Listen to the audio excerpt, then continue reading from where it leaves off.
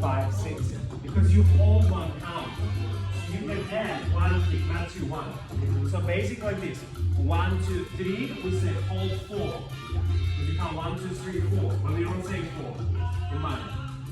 5, 6, 7, you don't say 8. You like hold it. 1, 2, 3, 5, 6, 7. 1, 2, 3, 5. And now we can add kick. 1, 2, 3, up, 5, 6, 7. 1, 2, 3, up, 5, 6, 7. Now for you secret, you're too high. You have to go a little bit lower. So watch. If you dance on the straight leg, there is no effect. You have to go down. Now use your knees, you see? And then there is a hit. Yes, girl. Yes. It's a little bit lower. And it's very much not about traveling. It's just very much about hips. Tick, tick, tick, tick, tick. Swing those hips. Tick, tick. Make your skirt fly. Nice. Ah, 5.